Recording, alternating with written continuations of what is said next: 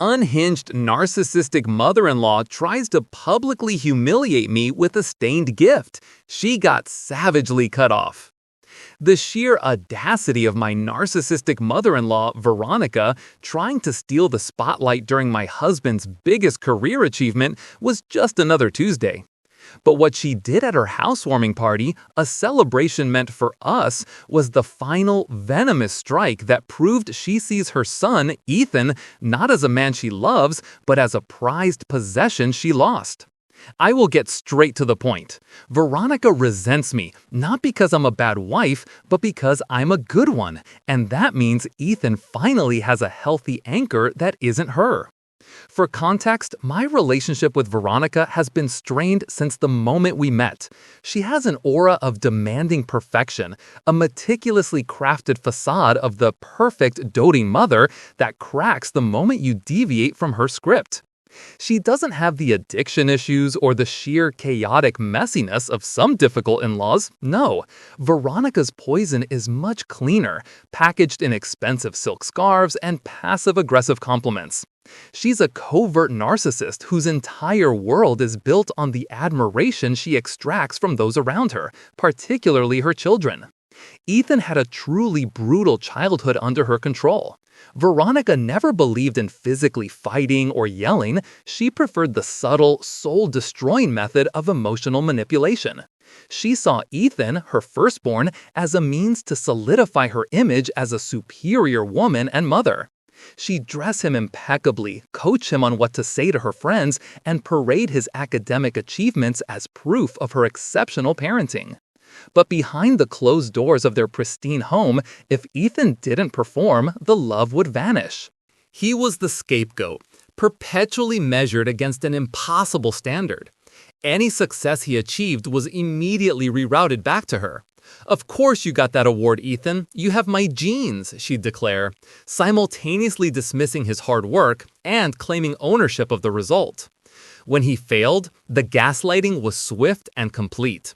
She would turn herself into the victim, claiming his poor performance was a direct, calculated attack on her reputation.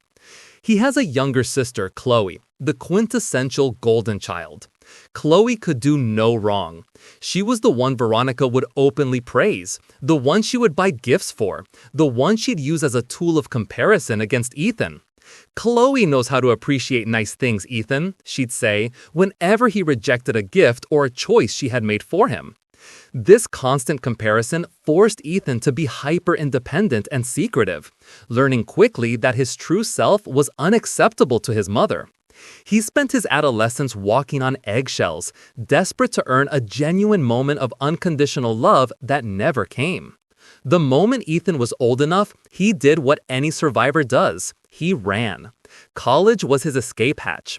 Even then, Veronica worked hard to keep her hooks in. She'd call him daily, not to ask how he was, but to tell him how she was suffering, how she was ill, how she had sacrificed her youth for him. She would demand that he come home every weekend, insisting that his presence was a crucial element of her emotional stability. He felt an agonizing sense of obligation, the guilt a puppet master uses to keep their strings taut. When I met Ethan, I was his senior at a tech firm, a year older and much more seasoned in recognizing emotional manipulation, having dealt with a few complex family dynamics in my own life. He was brilliant, kind, and heartbreakingly gentle, but there was a deep-seated anxiety in him, a need to constantly apologize for simply existing. When we started dating, I noticed how every decision he made, from what clothes to buy to what color to paint his apartment, had to be run past Veronica first, not for advice, but for permission. It took months of patient conversation, validation, and unwavering support for Ethan to start seeing the pattern. I encouraged him to establish boundaries, starting small. "You don't need to apologize for wanting a weekend to yourself, Ethan," I'd tell him. "Her feelings are her responsibility, not yours." The first time he said no to her, refusing to drive 3 hours for a last-minute frivolous family dinner, was monumental. Veronica didn't yell. She went silent, hung up, and then didn't speak to him for 2 weeks, only contacting him through Qley with vague, ominous text about being gravely disappointed and feeling unwell. It was classic narcissistic silent treatment, punishment disguised as personal suffering. But Ethan didn't break. With me by his side, he started to prioritize our life, our choices, and our happiness. This, I guess, is where the resentment truly solidified. Veronica couldn't stand the fact that her emotional supply, Ethan's unwavering attention, guilt, and deference, was being rerouted to someone else. She saw me not as a partner making her son happy, but as a rival who had stolen her best audience. When Ethan proposed, Veronica's reaction was terrifyingly controlled. She didn't congratulate us. She sighed, pinched the bridge of her nose, and said, "Well, Ethan, I suppose if you insist on this, you'll need to know this ring isn't quite what a man of your status should be giving his fiancé. It's perfectly nice, dear, but it's simply not me." She then spent the next 6 months of our engagement trying to make the wedding about her. She insisted on a specific venue, which she couldn't afford but loved the aesthetics, tried to select my dress, telling me my choice was pretty but makes your shoulders look too broad, and most insultingly, demanded a featured spot in the professional wedding photos, instructing the photographer to capture her looking serene and proud. When we gently but firmly stood our ground on most decisions, she made sure to let every single guest know that she was disappointed and that her vision had been ignored, painting herself as the long-suffering matriarch. We got married anyway, and it was perfect because we made sure she couldn't control it. Fast forward 3 years. We had both been promoted, and Ethan had finally, truly stepped out of his mother's shadow. We bought our first home, a beautiful fixer-upper we had poured our hearts into. To celebrate the promotion and the new house, we hosted a large housewarming and achievement party. We invited everyone, our friends, colleagues, my family, and, because Ethan still clings to the hope of a normal relationship, Veronica and Qley. The moment Veronica walked in, flanked by a freshly coiffed Qley, I knew there would be trouble. She swept through the front door, not with a congratulatory hug, but with a critical eye, scanning the decor. "Oh, Maya, darling," she cooed, her voice pitched just loud enough for the small group nearby to hear. "The gray walls are so stark, but I suppose we must work with what we have. It's certainly a start, isn't it, Ethan? Not quite the grand house I had hoped my successful son would buy, but an apartment is fine for now." I bit back a sharp retort, calmly correcting her. "It's a house, Veronica, a beautiful, entirely paid-for house." She gave me a patronizing smile that didn't reach her eyes. "Of course, dear, you know what I mean. Anyway, I simply must tell everyone about my dear colleague Arthur. He just landed the most incredible contract, a $50 million deal. He's just so brilliant. It takes a certain kind of person to achieve that level of success, doesn't it?" She was talking about a completely different person, a man none of us knew, at our celebration, using him to implicitly minimize Ethan's recent VP promotion. She didn't even acknowledge Ethan's achievement, instead shifting the conversation to someone who reflected her perceived status. Ethan, bless him, had become much better at dealing with this. He smiled politely, took my hand, and steered me away. "Let's go show the Greens the deck, sweetheart," he murmured, effectively shutting down her audience. Later, the moment arrived that pushed me past my breaking point. As the party was in full swing, Veronica called out, "Ethan, Maya, I have something for you." She pulled out a small, expensively wrapped box. It was clearly the focus of her performance, and everyone paused to watch. She held it up, declaring loudly, "This is a housewarming gift. I spent hours selecting this. I wanted something that truly reflected the quality I expect for my son. It's a designer silk pocket square, perfectly tailored for a man of Ethan's new status. I know you sometimes forget the details, Maya, but silk is crucial for a vice president." She handed the box to Ethan, then turned to me, her hand disappearing into her purse. She pulled out a second, noticeably smaller, and carelessly crumpled gift bag. "And for you, Maya," she said, her voice dropping a register, sounding tired. "I found this at a little boutique.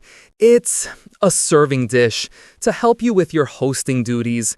You know, since you'll need to step up now that you're married to a VP. Ethan and I exchanged a look of pure confusion.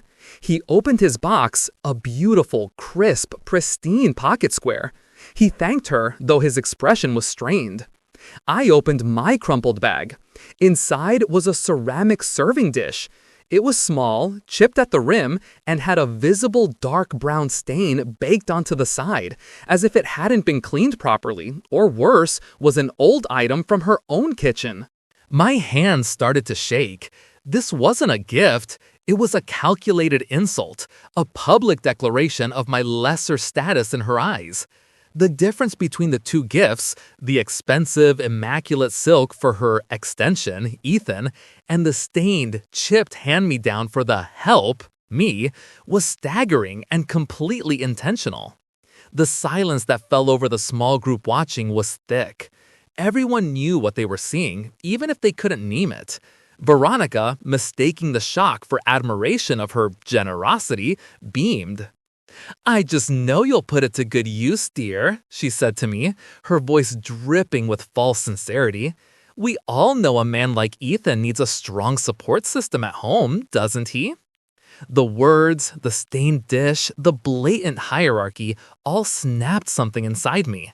I was tired of being the target of her envious, veiled attacks. I am not a woman who takes from anyone, and I was certainly not going to be publicly relegated to the role of a domestic servant in my own home. I placed the chipped dish gently back in the bag and looked Veronica directly in her smug, satisfied eyes. "Veronica," I said, my voice dangerously level, "that is an incredibly thoughtful gesture. But you know, Ethan and I have a strict policy in this house. Everything we buy, everything we own, everything we use is either new or antique. We don't use damaged or second-rate items. It's a matter of principle." I paused, then looked at the dish, shaking my head slightly. And quite honestly, since this piece seems to have a stain that suggests quite a bit of previous use, I think it would be best if I simply returned it to you. You can have it back for whatever purpose you originally intended. The color drained from Veronica's face. Her carefully constructed mask shattered. She spluttered, "Maya, what are you implying? That is an heirloom. I cleaned it myself." "I'm implying nothing, Veronica," I replied, standing my ground. "I'm just declining a gift that doesn't fit our style. We appreciate the thought, but we'll stick to our own purchases." I held the crumpled bag out to her. Ethan, seeing the shock and anger warring on his mother's face, stepped in. He had finally seen the pure, unadulterated contempt in her action, stripped of its usual veneer of good taste. He put his arm around me. "Maya is right, Mom. We don't need things from you. We needed a genuine congratulations. And we didn't get one. Instead, you spent the night trying to belittle my accomplishments and insult my wife in front of our friends. You know what? We're done with the games." He looked her square in the eye, something he had rarely done in the past. "I worked my entire life for this. Maya has been my partner through every step. Your gift to her, compared to mine, speaks volumes about how you really view us. You can take your pocket square, your serving dish, and your passive aggression and leave, right now." Veronica looked around at the silent, judging faces of our guests. Her image, the thing she valued above all else, was crumbling. She tried one last narcissistic ploy. "This is how you treat your mother, Ethan? After everything I sacrificed? I'm going to be sick from this disrespect. This is all her fault." She pointed a trembling finger at me. "No, Mom," Ethan said, his voice firm and final. "This is your fault for not being able to celebrate someone else without making it about yourself. You need to leave." Qley, true to her golden child form, tried to interject. "Mom, calm down. "Ethan, you're being so dramatic. It's just a dish." "No, Qley," I said, meeting her gaze. "It was never about the dish. It was about the control, and the control ends now."